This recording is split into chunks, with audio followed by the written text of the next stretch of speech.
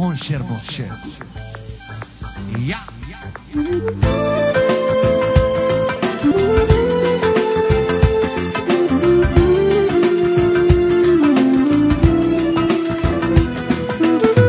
Foarte bine! Pentru toții drăgostiții din această seară.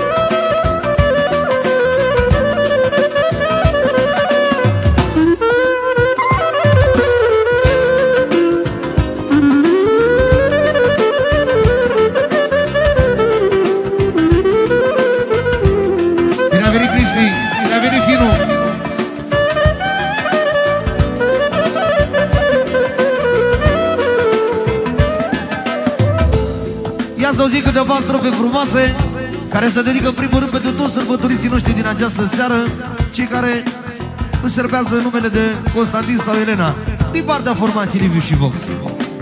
O dedicație muzicală frumoasă așa, să vă ajungă la sufletel. Muzica din cafenea mi-aduce aminte de ea, cum îmi ștergea cu mâna mea lacrima. Muzica din cafenea mi-aduce aminte de ea, cum îmi ștergea cu mâna mea lacrima.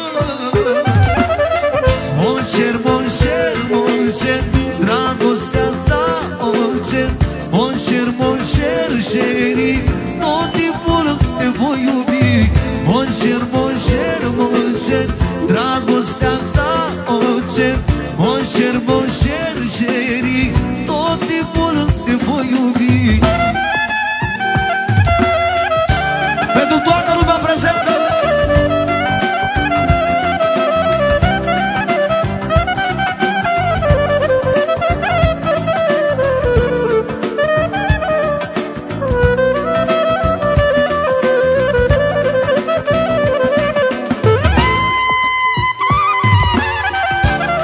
Foarte bine, Toni!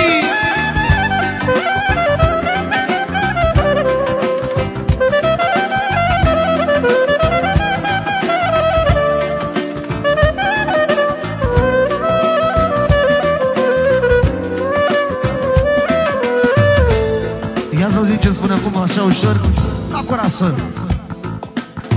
N-am să uit toată viața cum dormea pe mâna mea. Au și în zor când se trezea, mă săruta și mă iubea. N-am să uit toată viața cum dormea pe mâna mea. Dar și în zorii când se trezea, mă săruta și mă iubea. Mon cher, mon cher, mon cher, dragostea ta, mon cher. Mon cher, mon cher, chéri, tot timpul te voi iubi. Mon cher, mon cher, mon cher, dragostea ta, mon cher. Mon cher, mon cher, chéri, tot timpul te voi iubi. Pentru fratele nostru, pentru Robert Rață și pentru cei pești inimea la lui.